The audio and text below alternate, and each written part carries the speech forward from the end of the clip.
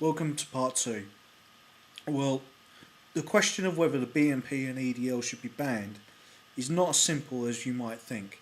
Yes, they are terrorist, Freemason, ultra conservative vermin on one point, but and also if you take the point that the BNP or EDL are National Socialists, those people in World War II killed 6 million Jews, so why shouldn't they be banned?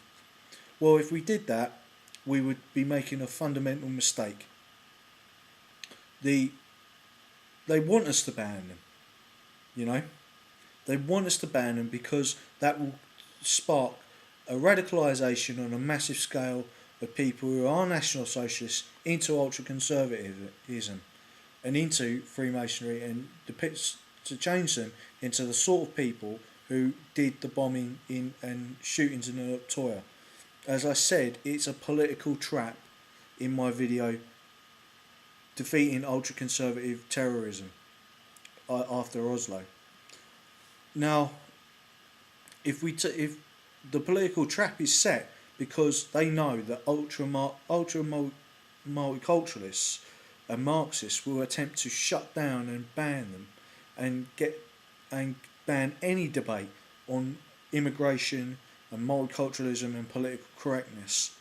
So we must not make that mistake. If we want National Socialists to become unradicalised, then we have to make them understand what National Socialism was.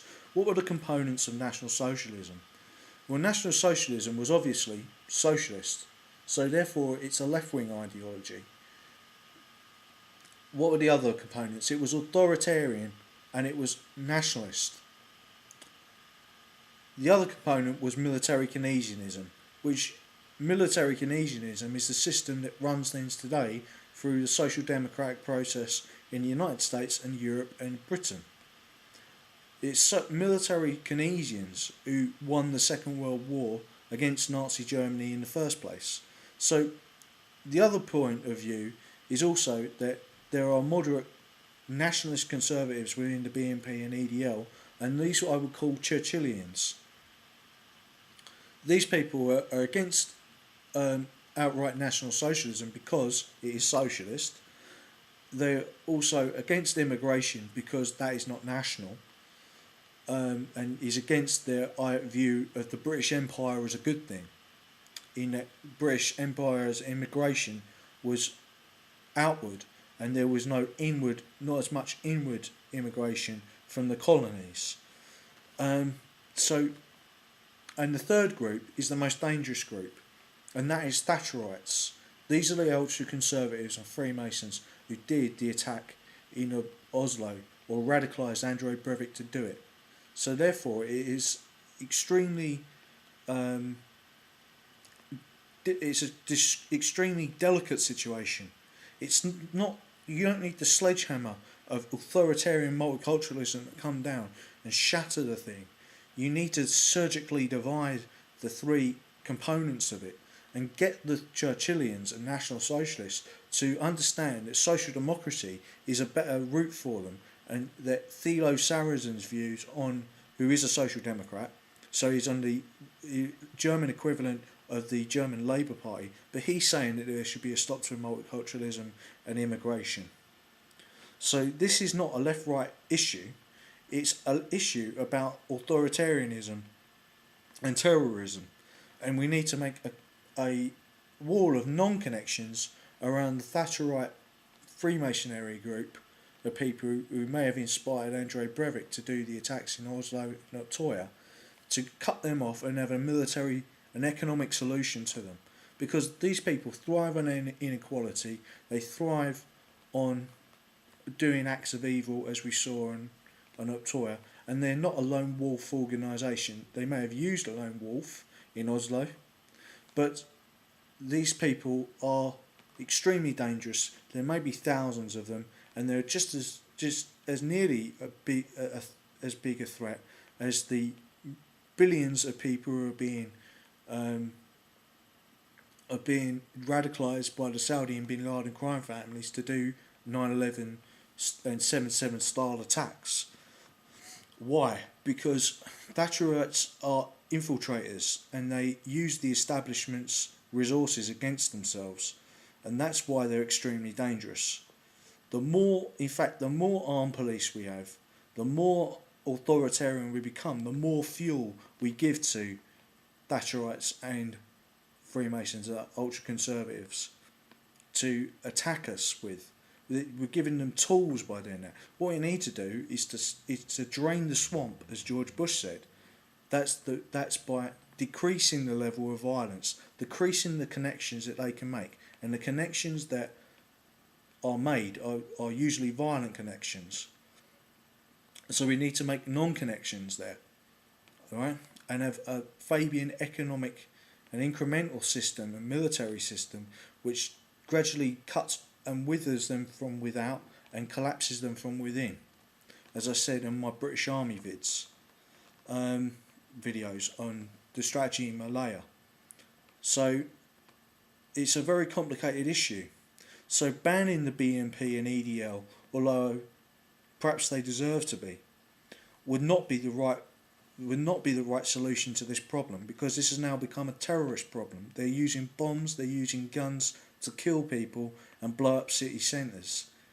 So it's a really, really difficult problem to get around. So there must be a political debate to drain the swamp of extreme nationalism, to make extreme nationalists moderate, and to make the social element of National Socialism emphasised, so that they become social democrats, to de-radicalise them, much as the way that in the same way we need to do the same thing with the anti-Nazi League, who are Marxist multiculturalists, who have to be de-radicalised to become social democrats.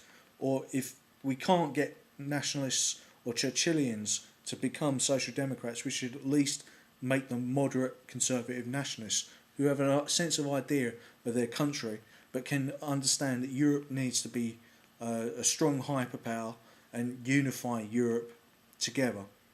So I have on my channel social democrats, people who are on the right, in terms of their nationalism, and people who are moderate conservatives, and it's an open democratic channel.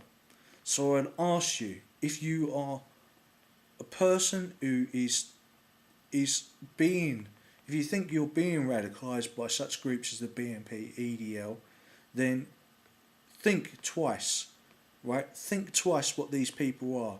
I've warned you. You've seen the video. Check out the video. Thatcherism: A Warning from History versus European survival videos.